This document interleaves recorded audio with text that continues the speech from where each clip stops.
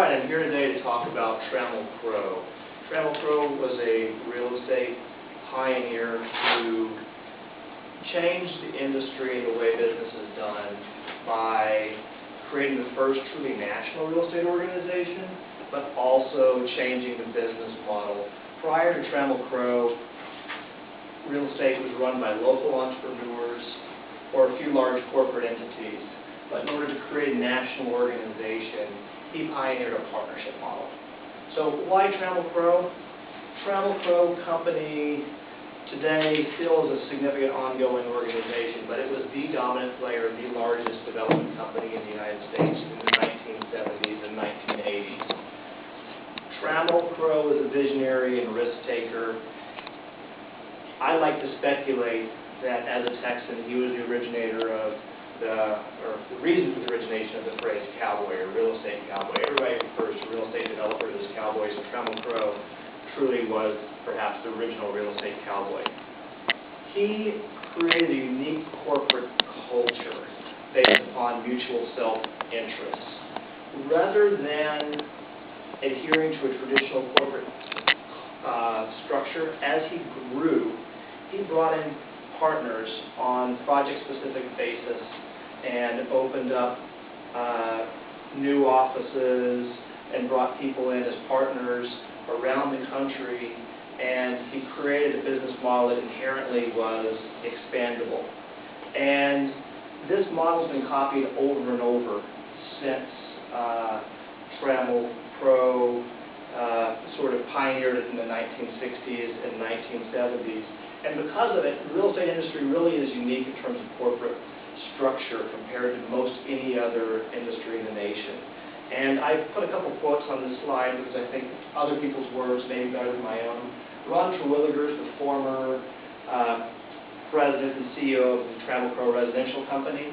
And I believe Ron, when he said he's created more wealth, more millionaires, and more partners in real estate than anyone else, simply because even today, 40 years after Trammell Crow pioneered this model, the industry is dominated by spin-off companies, and his legacy is felt every day. I work today with people who were proteges of Trammell Crow and their proteges, and his spirit and his leadership ideals still permeate the industry today. And because of that, I created this icon of a cowboy overseeing his herd of corporate logos down here, just to kind of give you a little bit of a spirit of why I think Trammell Crow is important. And from a personal standpoint, I spent 8 years working at a company called Core Realty Group that patterned itself off of the Trammell Crow Partnership Organization. And I always wondered who Trammell Crow really was. I never really studied him, but I knew the impact of this partnership model on my own motivation and my own self-worth because I felt empowered every day as a partner. And I wondered about this person who had pioneered this model and rolled it out to the industry. So what is the partnership business model? The partnership business model, as I said, really geared up as Trammell Crow tried to grow his business and move it outside of Dallas. He was able to do things the way every other local real estate entrepreneur had done it when he was in his own backyard. But as he began to expand nationally, he would go into new markets and find partners, and he hired them not so much based upon their skill set as based upon who they were as people and what were the fundamental qualities in terms of character, work ethic, energy, charisma, entrepreneurial spirit, the things that you couldn't necessarily train or mold. The initial salaries were very low. At my organization, I took a small pay cut to join the organization, and I got no pay raises for about 5 years. But I started to develop equity, and that equity has made a difference in my life. People that work for these partnership model companies are motivated by ownership and by wealth creation, and they truly have their interests aligned with the companies, and they're loyal and they stay at the companies because they've got golden handcuffs if their projects are successful.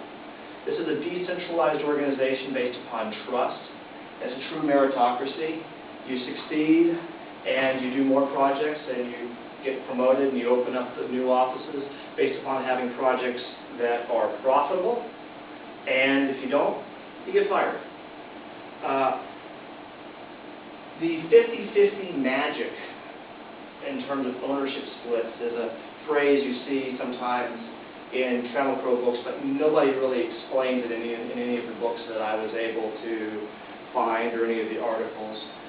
But from working within an organization and talking to people that work for Trammell Crow, it kind of lays out this way. The parent company puts up the majority of the capital and signs the bank guarantees, but each project is financed and capitalized separately. But the people that work on the projects also write personal checks, smaller personal checks, but they write checks even though they're on a small salary, and that money goes into the project, so they treat the project as their own money. And they also co-sign the loans.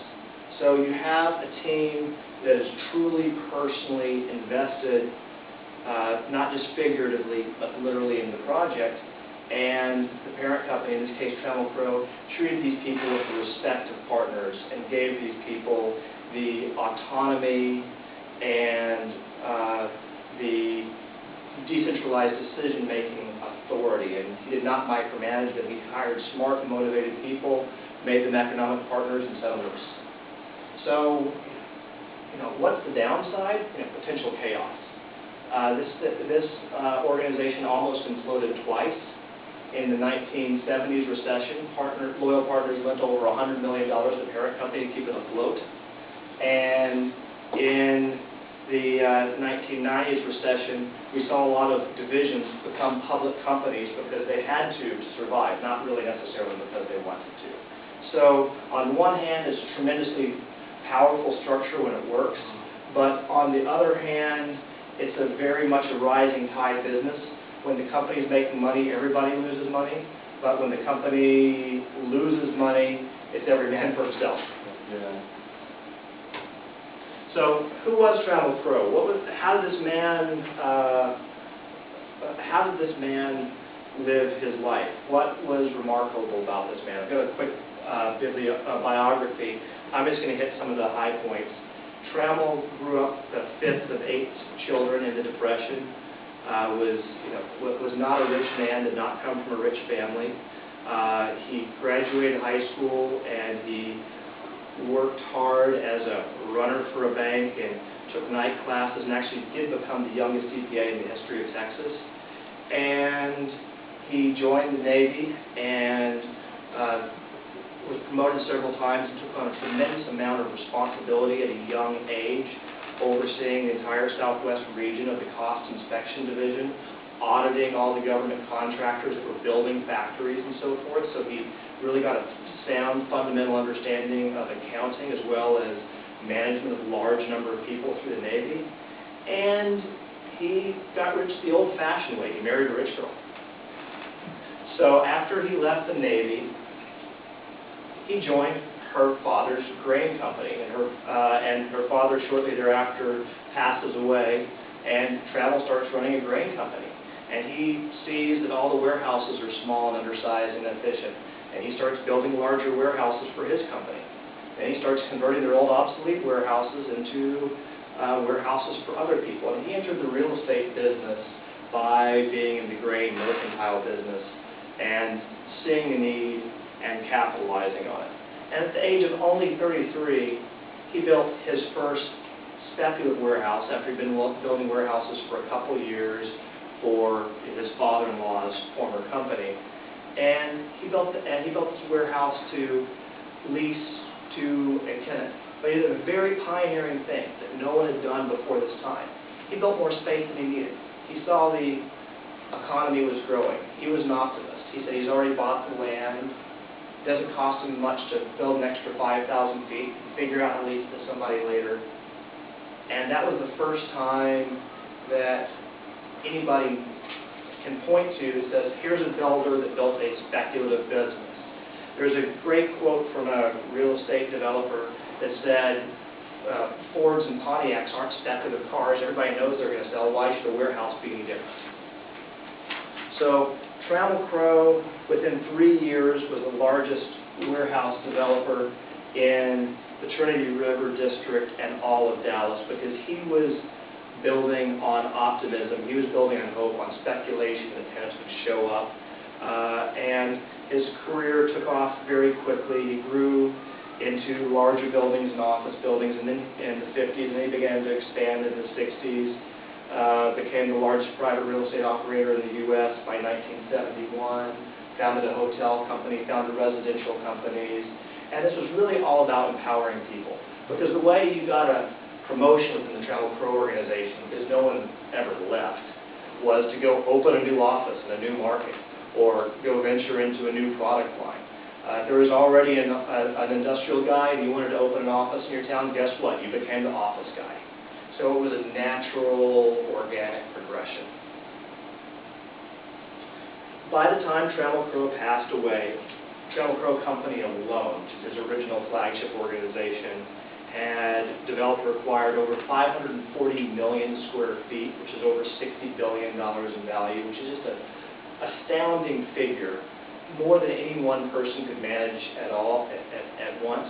I actually found our lecture on chaos theory a little bit interesting, because you might say that Trammell Crow is a very, very early pioneer in chaos theory management. Right. So, how do we boil this down into values? I tried to use some quotes because I thought that Trammell's words and the words of his former partners kind of would best embody what Trammell Crow stood for, because I never had the opportunity to meet him or learn anything directly. But trust, I think, is the most fundamental keystone of this pyramid. And it's all based upon having trust in the people that you work with. And that really boils down to an ethical level of comfort above and beyond anything else. And when Trammell Crow would interview a person, his first questions were often questions that today in the business world are considered out of bounds. What was your relationship with your father? Do you go to church? He wanted to know who this person is and what makes this person tick, because he was doing business fundamentally on a handshake basis. There might be a contract, but that wasn't what it was about. It was about, do I trust this person? Generosity. Trammell Crow made people millionaires that he didn't need to make millionaires. But fairness begets fairness, loyalty begets loyalty, and generosity begets generosity. Trammell Crow, later in life, publicly admitted that he gave away far more money than he needed to give away. And part of why there's so many spin-off companies is when people in his organization reached a certain level of success, they often didn't need the parent company anymore. They said, thank you very much, and they went on their own. But that was done with Trammell's blessing. He always came from a mindset of plenty as opposed to a mindset of scarcity, and the company was tremendously successful in spite of generosity. So in Ned Speaker's an example. Ned joined Trammell Crow organization when he was 25 years old, and left and joined his own, and started his own firm when he was about 40. The pool and a bunch of buildings on the UC Berkeley campus where I went are named after him. By the time he was 50, he'd sold his company, which Trammell Crow had a small share in, is a spin-off company, sold its equity office properties for $7 billion. And that's just one of dozens of stories. And the lesson he learned from Trammell was to share. The only way you can build a large business is to share the profits and glory. You have to create trusted leaders that you treat on an equal plane. Optimism, action is what counts. There's as much risk in even more in doing nothing than doing something. Love, unusual. Trammell gave a commencement address to the Harvard Business School, and someone asked him what was the most important quality of business, and his answer was love, and specifically love of people. And he believed, and there's a quote from one of his former partners that said, if you had a Joseph love for people, you'd be more successful than not. And if you believe in what you would do, what you're doing, you would be more successful. He believed you have to love what you do, you have to love the people you work with, you have to treat them with trust, respect, openness.